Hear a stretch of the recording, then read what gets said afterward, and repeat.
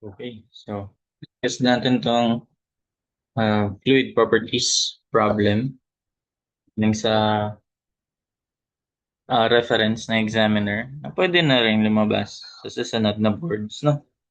Kasi may ilan nga dun lumabas na. Kami na. So, pwedeng lumabas. Okay, so this one is involving two of the properties of liquids na. Yung mass density and yung weight density. Discuss muna natin yung difference nila. Hopefully, okay naman na sa density, di ba? Mas common yun, yung mass density kung tawagin natin. Yung sabi nating mass density, ayun, from the word itself, mass, yung that Greek, it is denoted by Greek letter rho. Rho yan ha, di yan P. Iba yung rho, iba yung P. Yung P may pointed. Yung rho, isang ano lang, isang beses, ganun din ba yung P? Parehas lang naman sila. No? Parang ba magsulat ng P? Ganito kasi ako eh. So, uulit, bababa tas aangat yung raw. Ayan, so para lang naman sa mga di familiar. Sa mga familiar na, di maganda. Okay, alam niyo na yan. So, mass density, yung word itself, mass.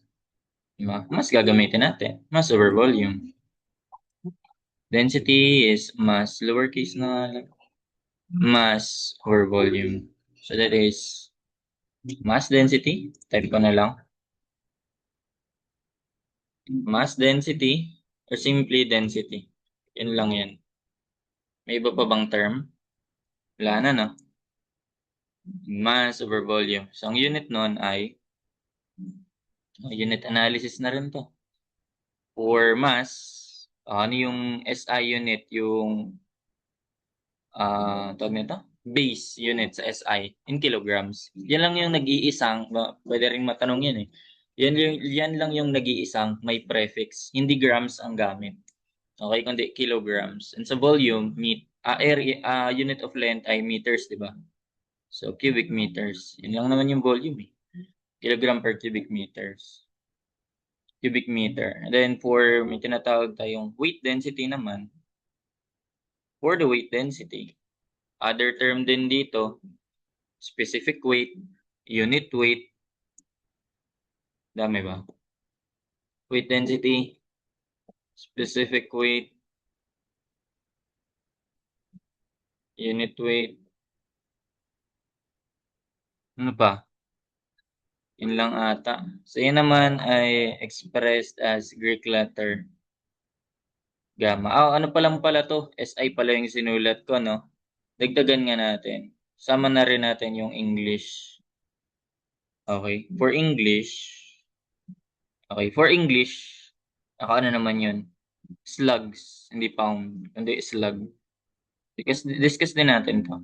May tanungan din na ganito eh. Other video na lang. Slug yung equivalent ng mass in kilograms sa SI. Tapos naka-feet naman. Cubic feet slugs per cubic feet. Ayan. So dito naman sa weight density, that will be weight density, di weight lang, weight over volume. Ano pinagkaiba nila? Diba? Weight over volume. So ito naman in SI or metric, US or English. Yun na lang, ganyan na lang. Para 2 letters lang. So weight over volume. Ang weight ay, syempre, kilogram times mo lang sa G. So magiging newtons yun. Diba? Newtons per cubic meter. Ito naman, in US naman, palitan ko lang. In English units naman, ayan. So that is pounds na. Pounds per cubic foot.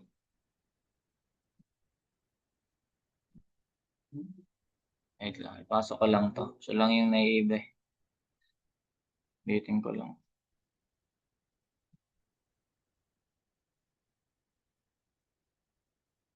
Ayan. Okay? So, ayan, mass density and weight density. Pag mass density, ganito yung unit. Okay, mass over volume. Pag weight density, specific weight, unit weight, weight over volume. Then may relationship yan, yung from weight, di ba? Ito, dagdag ko na lang din. Di ba, alam mo, by Newton's second law of motion, law of acceleration, summation of forces, again, summation of forces yan. Sulat ko na lang para tama. Is equal to mass times the acceleration. Eh, kung in terms of falling body, di ba? So, ang force natin, acting downward lang, vertical motion lang, weight. That is weight. And yung mass as is, then yung acceleration ay acceleration due to gravity. So, ayan. So, basically, ang weight is just mass times acceleration due to gravity. So, ibig sabihin, ito, pagpapalitan mo yan, lagay ko na lang dito, no? So, sulat ko ulit, unit weight is, ang weight ay mass times acceleration due to gravity over volume. Eh, di ba alam mo yung mass times mass over volume? That is simply the density. So, ibig sabihin, may relationship din ang density and unit weight. So, same na pinag-multiply mo lang to ng G, yung mass, multiply mo ng G para maging weight, ganun din yung density. Multiply mo lang na acceleration due to gravity para maging unit weight, specific weight, or weight density. Ayan, enough for that intro. Dito na tayo. Ito, may nakalilitong part lang dito. Dapat, malukso mo to. Ayun, dapat familiar ka sa tanungan na ganito. Kasi, kung ito lang titignan mo, malilito ka. Specific weight of liquid, no? Sige, sagutan natin yan muna. Specific weight of liquid, ito yan. Specific weight, unit weight. So, una, remains constant at every place. Ano bang parameters mo dito? You have, ito, mas simplified. Ito na lang. Kasi binrake down. Meron ka mass, acceleration due to gravity, and volume. Volume constant yan. 'Di ba? Unless pressured, 'di ba? Or compressed. Eh, wala naman. Wala naman sinabi compression, compressibility. Mass innate property yan ng matter. Di yan nagva-vary kung saan. Ang variable dito, yung acceleration due to gravity. Kasi mag-iiba yan kapag nasa musay, nasa moon ka, ibang planeta ka. Yung G kasi natin, acceleration due to gravity, sa Earth yun, 9.816. 9.80665 or simply 9.81, di ba? Ayan. Sa ano yan? Sa Earth yan. Pag sa Moon, may factor, reduce, maliliit yun. May reduction factor dyan. May multiplier ka. So, ganon. Meron namang mas mataas yung gravity, malaking hatak. Mas malaki yung hatak. So, ganon. Nagbabari siya on any other planet. Kaso, pag tinignan mo sa choices, remains constant at every place. Tama to. Kung specific weight talaga. Okay, tama yan kung specific weight. Remains constant. Tama yan kung mass density. Remains constant at every place. Or, kasi ano din every place lang sabi. Kulang, every place saan? On Earth lang ba? So, yun. So, tama yan kung mass density. Okay, that is applicable for check sa mass density. Yan na lang, ano ko na lang. Symbol, lagay ko ng symbol. Does not remain constant at every place. Nagbabago siya at every place. Kung ito tama na sa unit weight, ito does not remain constant at every place. I mean, mass density. Ito naman, pang unit weight naman to. Does not remain constant at every place. Pero kasi, isang place nga, pang Earth lang ba? Ang ano kasi, kulang din, no? Ayan. So kung ako, pwede kasi yung pag medyo malayo ka na sa Earth. Di ba may mga problem na ganun hindi na 9.81 yung naging tawag dito. Hindi naging 9.81 yung acceleration due to gravity. Ito yung sunod. Varies from place to place on Earth. So, hindi. Varies from place to place. Ang specific weight. Hindi, kasi ang acceleration due to gravity, parehas, yung acceleration due to gravity sa Earth, parehas lang. Di ba? So, ito lang talaga yung nagbabago. Acceleration due to gravity. Yan lang yung babantayan mo.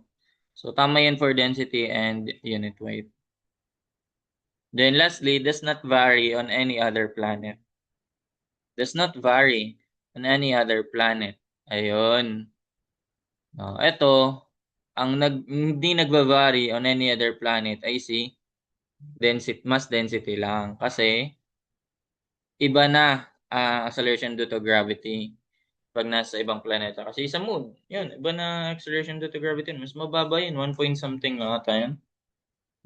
Ayun. Sa ano na lang, fact check na lang. So, yun. So, yun lang kasi yung tanong dyan. Pero kapag tinignan mo yung itaas, ayan, yung naunang problem, kasama kasi ito sila eh. Specific weight of water is 100 kilograms per cubic meter. Ano tong unit na to? Di ba mass density yan? Kilogram per cubic meter. Mass density yan. Kilogram per cubic meter. SI pa nga, oh. Base units. Ayun. So, specific weight of water. Ang tinutukoy pala dito, mass density. Ayun, mass density. Ang tinutukoy. Ibahin ko na lang. Mass density ang tinutukoy dyan. Mag-base ka na lang sa unit. Pwede kasing iba yung tawag nila eh. Oo. 1,000 kilograms per cubic meter. That is at 4 degrees Celsius. Discuss din natin yan sa sunod. Kasi meron ding pag 998 for 20 degrees Celsius. No? So, yan yung maximum. Natanong na rin yan, no, passboard. Ano yung density is maximum at what temperature? Density of water is maximum at what temperature? And 4 degrees Celsius. Pakita ko yan. Bakit? Kaya ko pala ipakita ngayon. Sige. Ito kasi nakuha ko to sa book ni Frank White. Ayan na. So, ito yung equation na, or, tawag nito, curve na nagbe-best fit dito. Yung mga value ng density. Notice, 1,000 minus 0.0178 absolute value of temperature in degrees Celsius minus 4 degrees Celsius. O, diba? 1,000 babawasan mo. Yung yung maximum talagang pwedeng maging value niyan is 1,000. So, ibig sabihin, you have to make this 0 na lang. Di dapat mag-equal to temperature in degrees Celsius be equal to 4 degrees Celsius. Kasi 4 minus 4, 0. So, 1,000 minus 0, still 1,000. So, ayun yung density ng water. Maximum, 4 degrees Celsius. Ayun lang naman. No? Meron ba yun dito? 0 to 10. Parehas lang dito, 0 to 10. Sa 20, nag-998 na lang. Tama nga, pababa na siya na pababa. Ito lang ba yan? Ito naman in degrees Fahrenheit pala. 1.94 naman pala siya kapag slugs per cubic feet. Ayun, be familiarized na lang din. 1.94 yan in 1,000. In 4 degrees Celsius. So, ayun. Normal pressure of 760 millimeters. Ano to? Normal pressure, standard pressure din yan. Yan yung seawater, atmospheric pressure, di ba? 760 millimeters of mercury. Kung matatandaan, ano lang yan, gamma H lang yan. Gamma times specific gravity in mercury, say 13.6, times mo sa height na yan, 0.76 in meters. 101.3 or 325 yung familiar sa atin, di ba? Or approximately 100 kilopascals. Ayun, or 1 bar, di ba? 1 bar na rin yun. 100. So, ayun. Normal pressure of 760 millimeters. So, ayun. Tama yan at standard pressure. Okay, sunod. At 4 degrees Celsius. Ito, nabanggit ko na. At mean sea level. Yun na rin yun eh. Sa tag nito, barometric pressure. Naka-base sa same mean syllable. Or, kung true na yung dalawa, ganito na lang yung ganito na lang yun. Pag true na yung dalawa, then may all of the above, di might as well all of the above na sagot dun. Pero pag paano kung paano kung may both A and B, both B and C? Patay, may ganong tanungan eh. Sige, magbigay ako ng ganong tanungan. May nakita akong ganon na tanungan sa sa reference book na to. Eto yun. So magkapatid to sila. Ang tinutukoy na specific weight pala dito ay mass density. So ito yung pinaka, though parehas to, true rin to. Ito yung pinaka, kasi ito medyo vague, di ba? At every place, at saan? Ito, varies from place to place on Earth. Ay, wait lang, ano ko? Ba't nalagay ko yung density dyan? Niloko na. Ba't nalagay ko yung density doon? Varies from place to place on Earth. Actually, wala nga pala eh. Wala pala sila parehas. No? Pala ibig sabihin doon. Okay, nang mali lang ako na pagkasabi. Pero ibig sabihin nun, wala sila. Both di nag-a-apply dyan. Si varies from place to place on Earth. Nagbabago ba yung G sa Earth? Hindi naman. So, hindi nagbabari yan. Okay? So, ayan. So, ito na lang yung pinaka-tama talaga. Does not vary on any other planet. Kung ang tinutukoy again ay mass density pa rin. Ayun. Pero kung hindi naman ganito yung yung options, most likely kasi sa board exam, kinukuha lang kasi yan eh. Kinokopya lang yan as in copy paste tanong tas yung mga choices.